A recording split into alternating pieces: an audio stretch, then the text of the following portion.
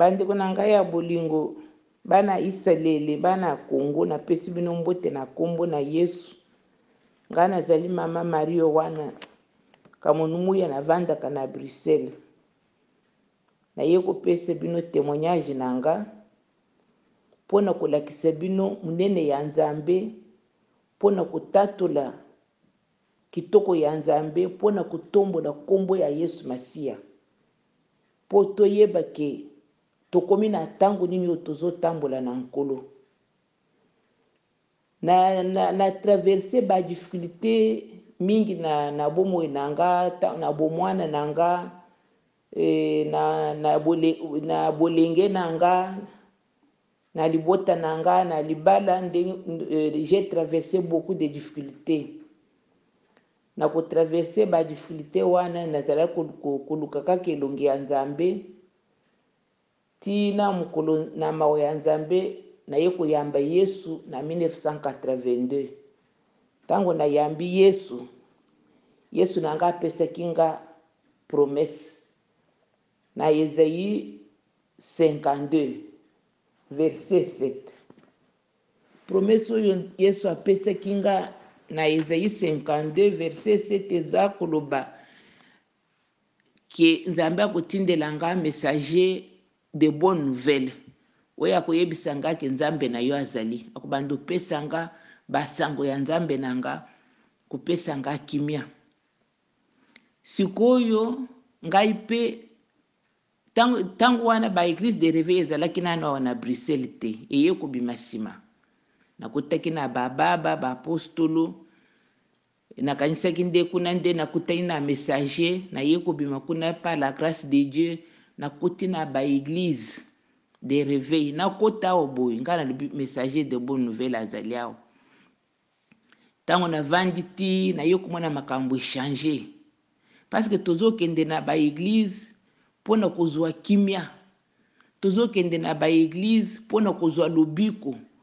Tozo kende na ba église, ke tozo kende pa muntu te, me tozo kende pa ya Yesu. Me okomona okoti des fois na église, orie ozwa kimia, ozwi lisusu kimia te, ozwi persécution.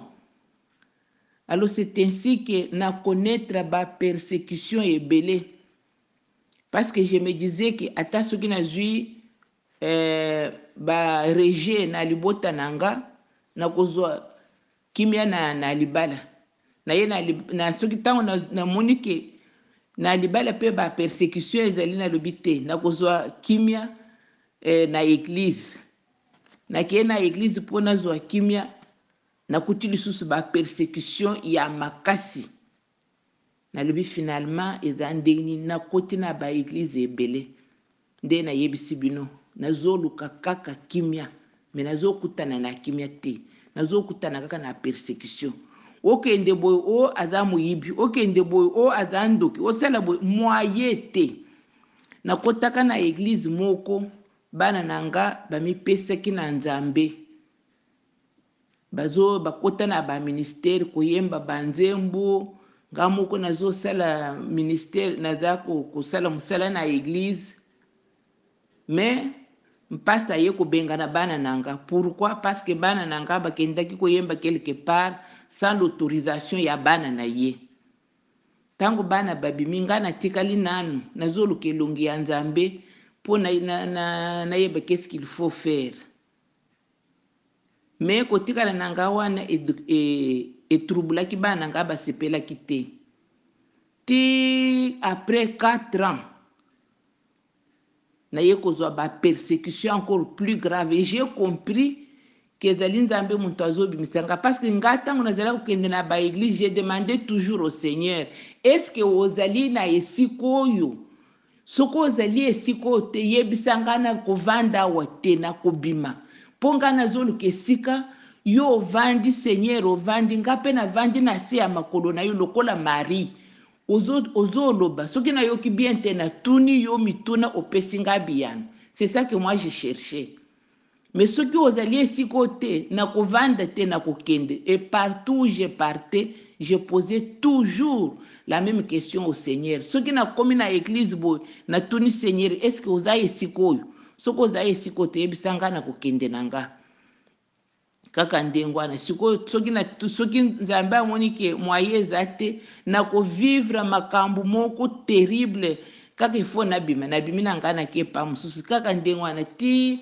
Mais au fur et à mesure nazotuna nzambe kala biseigneur yo olakaki nga messager de bonne nouvelle kobanda nazotambola nazokutana na ye te nakoti na église songolo nakanisaki nde paster nde messager olobaki navandi namoni ke aza ye te nakoti na église mpakala la même chose. Finalement messager yango nakomona ye kan nakomona ye ntango nakokufa eske esika ya bawei basalelaka yo bon messager yango aza wapi? Et pendant ce temps-là, nazalaki kovivre ba persécution terrible. Bino moko boyebi soko ozali na boza couple moko azondima te oyo azondima te eza terrible. Nde na bandi kovivre ba persécution lokola babenganaki bana nga na église bana nga babaye balingi lisusu kokende na ba église te ata ezala ya mindele ezala ya bato mwindu balingi lisusu te sikoyo baye kokota na luyenge ya koyokama te yake yesu aza ya biso te aza ya bamindele donc terrible. Satan ye koprofita ye kotia tempete na ndako nanga moye te atie tempete na bana problème na tata na bango problème donc moye te natikalaki kaka na yesu nanga yende nasimbaki malgré ba tempete nyonso malgré ba souffrance nyonso nakangamaki kaka na yesu nazotunaka ye kaka messager oyo olakaki nga nazomona ye te aza wapi? Naluki titititi pendant 32 ans nazomona messager te natamboli ba église nazoluka kaka messager pendant 32 ans naye kolemba naye koyebisa nzambe kala biseigneur nalembi nanga na okende lisusu na ba église te nalembi nde église avant dernier nakotaki musali ya nzambe amoni nga bwa alobi o nzambe alakisi nga oza rejete boye na boye nga alobi eza bongo bona na nzambe akopesa nga occasion na kosambela mpona yo nasala o délivrance nga alobi eza malamu mikolo eleki o ndenge azoya koyebisa nga makambo azolota te si c'est comme ça il faut abima na église na nga d'ailleurs alati banyoka nzoto mobimba nga alobi me nga na ya mpona zo alobiko ayebisi moninga nanga ayebisiki me yo za paster bondela mpona ye mpo ya mpo azo alobiko bongo ndeni lisusu okomi kolobaki aoya na église na yo te. Donc j'ai vécu des choses ntango namoni ndenge wana kalobi trop c'est trop nayebisi nzambe kalobi navandi epa nanga nakokende lisusu na baeglize te nakovanda kaka awa nalembi nanga nakobanda osambela sikoyo ntango na internet nabandi kolanda baculte moko na église moko ya bamindele ezalaka na Toulouse na France bazoteya nazolanda bato bazopesa batémoin nkalobi seigneur ntango mosusu messager oyo olaki nga aza mundele yebisa nga nakenda pesa nga ata moyen nakenda ata na église wana nakenda okutana na messager yango nalanda ye navandi nanga rien nazoluka moyen nakenda na miluze ezosimba te natiki na nga alobi nakovanda kaka et qu'est-ce que je n'ai pas fait prophète na Congo ndenge boyebaka ezala kaka wana na telefone na bango babondela mpo na nga te il faut que offrande na tinda donc j'ai tout fait rien nalembi na nga navandi na ndako nabandika kolanda batémoignage na internet des fois baprédication nazolanda kaka ndenge wana navandi na nga ti mokolo mosusu moninga na nga moko aye koyebisa nga alobi namoni témoignage moko afe namoni nani namoni nalandi video moko muntu moko atémoigné na Italie ke ye nde nzambe atindi po aya kosikola konga alobi nalembi na kolanda te nalembi nanga bazala kaka ndenge wana oya ye wo nzambe atindi nga oya ye wo nzambe atindi nga je suis fatigué baya kaka ndenge wana batondi na internet, je ne veux plus. Alobi te landa nanu oyo azoloba makambo oyo azoloba eza intéressant parce que na moninga nanga wana tozala kaka soki ozwi video otindeli moninga oyo azwi atindeli moninga tobandi kopartage, mais mpona kokende na baeglise c'était fini. Alobi na nga landa nanu, nga alobi te nakolanda te, nasi nalembi na nga na makambo navandi na nga na ndako, je ne vais nulle part, nalingi lisusu te. Alobi te landa, nga alobi mbo si c'est comme ça pesa nga résumé. Alobi nini? Alobi na ko peso résumé te yo moko landa. Nga alobi apesa nga kasi titre, apesi nga titre na koti na internet, na bandi kolanda, na bandi kolanda, na bandi namoni ke ezalaki intéressant. Nazwi numéro ya prophète, ngalibi nakubenga, ngalibi nazoloba, ngalibi oyo nakubenga eza moto asuka, nakubenga lisusu te, nalingi lisusu te, mais nakubenga ye quand même.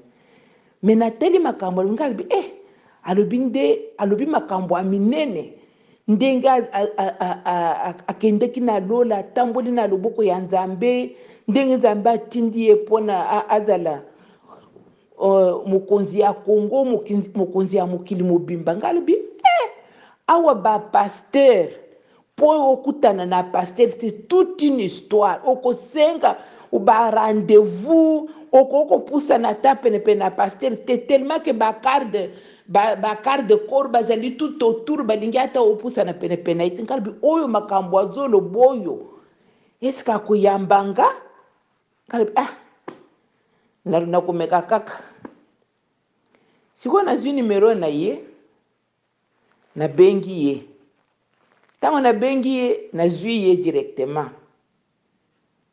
Nga natuni ye, nga alobi eza prophète eli, alobi eza nga. Napesi ye ba résumé, nga alobi nalandi yo na video boye na boye. Napesi ye résumé ya histoire ya ba problème na nga po abondela, parce que j'avais besoin de la prière. Parce qu'à un moment donné, je n'avais plus confiance na prière yanga moko. Po makambo elekeli nga kilo, nazomona moyen te. Alors je n'avais plus confiance à ma prière. Nakoluka bato bakobondela nga bato Nzambe azoyoka bango, parce que moi j'avais l'impression que Nzambe aza ko exaucer ba prière na nga te, azoyoka ba prière na nga te, malgré ka pesa nga ba assurance. J'étais vraiment dans le découragement. Mais tango na bengi ye ndenge ayambi na telefone elekeli nga, ngalobi ce n'est pas possible. Tatoyo ba futur na ye ndenge alobi makambo azomona, c'est grandiose. Ndenge azosola na nga boye, ce n'est pas possible. Mbona pesi quand même ba résumé ya makambo na nga. Alobi na nga mbo nazala na conférence ko benga nga dans 2 heures. Bona bandi parce que na benga ki na ba minuit ya epa na biso, na bandi ko sala mwa misala pona na lala te. Na bandi ko sala na bat nyonso balali, nga na tikali nazo surveiller 2 heures du matin na biso ezalaki 20 heures na bango, po baki na benga na ba 20 heures. Nazwi telefone na bengi ye ayambi. Siko tosololi na ye ti abondeli. Sima yebisi nga nde soki naza besoin na prier na koko benga ye, alors là je n'en revenais pas bandeko nanga, parce que je n'ai jamais vécu ça, je n'en revenais pas. Kalebi na benga ye ngai ye aza mokonzi munene, ngai na benga ye te, c'était terrible. Je suis resté ngalebi mbo po après yebisi nga nde men liboso nazalaki koorganize ba prière, on priait par téléphone, mais natiki yango nanu, mais prochainement na korecommencer yango. Papa soko recommencer yango nga nazali intéressé, parce que nazalaki biso kokende na ba église te, j'avais besoin de la prière. Nayebisi nga na kozala intéressé na ba prière wana. Sikoyo aye kofongola ba prière, tobandi kobondela. Bon, aye sikoyo awa na France, na Belgique, aye kosala conférence sur le royaume de Jésus-Christ.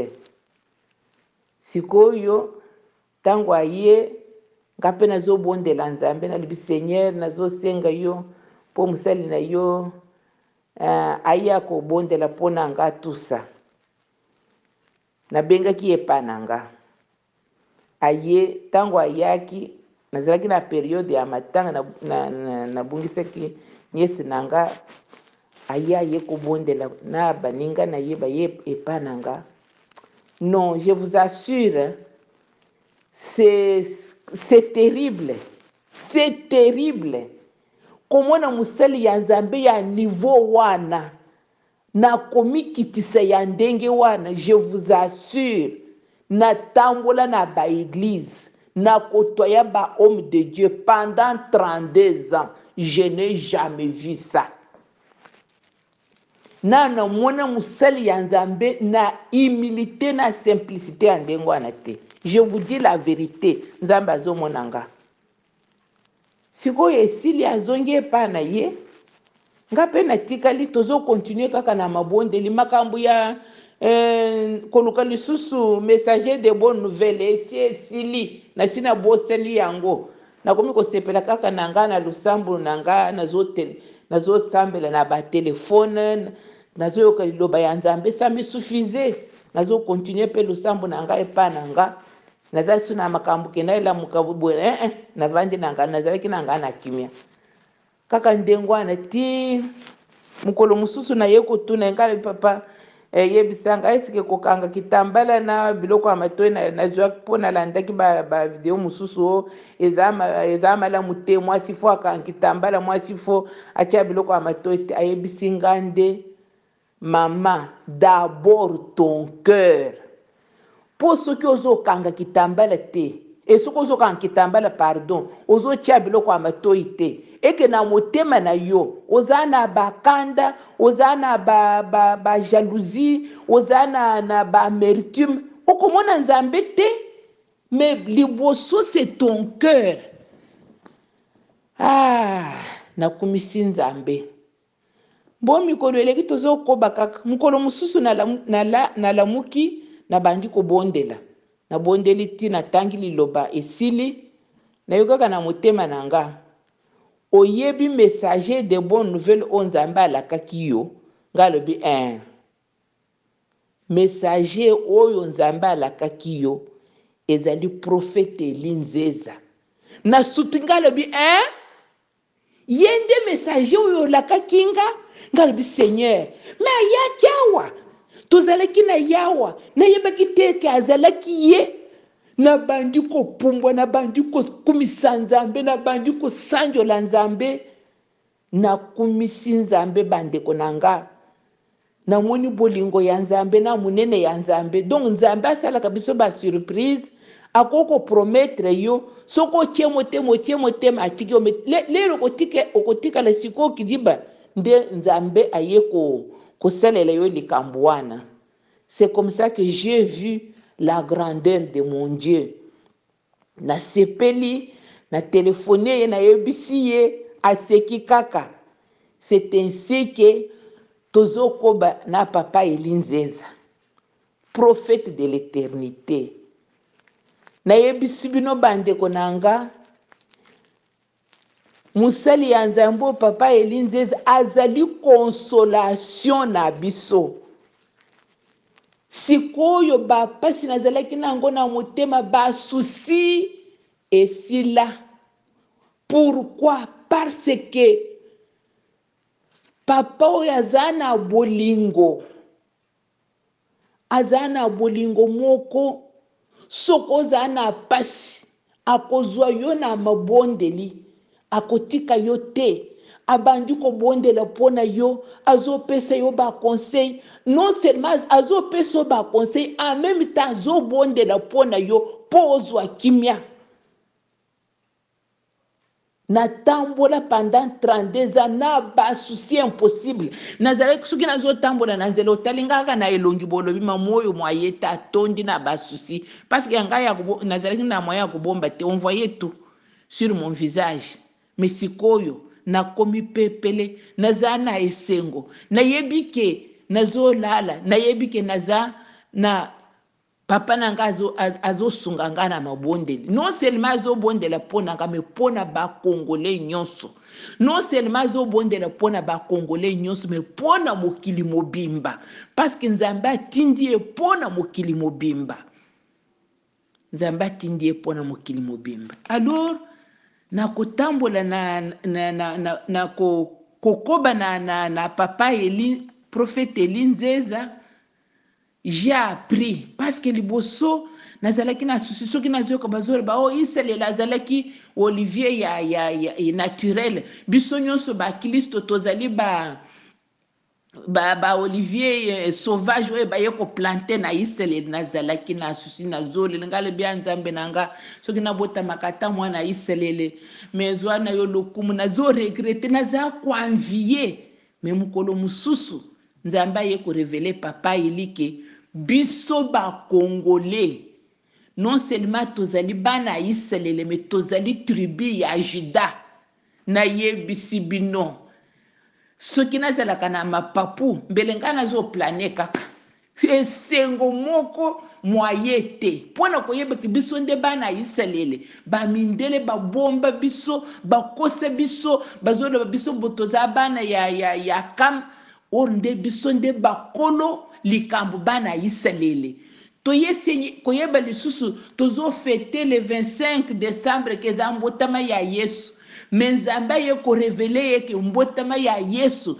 ezali le 8 janvier je vous assure non seulement ça aye kozwa lisusu révélation ya indépendance ya sceptre ya indépendance donc tozwi indépendance lokolo ayeli biso na royaume ya yesu ekiti yesu akiti na mabele na royaume na ye oyo alakaka biso kobanda bakoko na biso ya kala alakaka ke akoya koreconstruire tante ya david nde moma oyo tokomi sikoyo tokomi kovivre yango sikoyo biso toyebi ke toza bana iselele afrika nyonso eza congo afrika nyonso eza na superficie ya 25 millions de kilomètres carrés bongo makambo ya ndenge wana ndenge yo kovanda kimia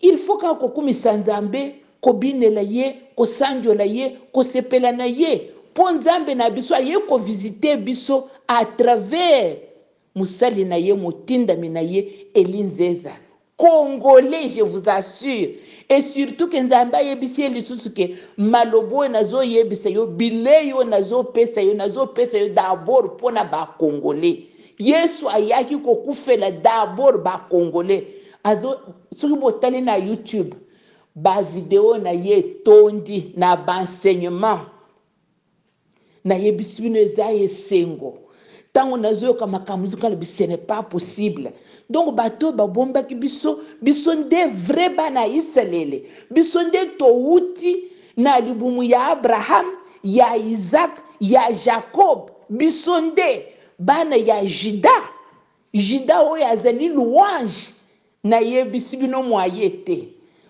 te bandeko na ngai naza na esengo moko nazotambola mpenza surtout aye koyebisa biso ke biso tozali supérieur na bamindele torespecte bamindele tobanga bango te nzambe akelaki bango mpona biso vous vous rendez compte pendant des siècles bakose biso bazoloba biso toza bamakaka bakoloba biso ndenge na ndenge toza na ntina te toza bato te nzoka nde biso toza bachef na bango vous vous rendez compte donc papa Eli Nzeza azali trésor na biso azali mine na biso donc azali coffre fort esika tozokende kozwa biloko ya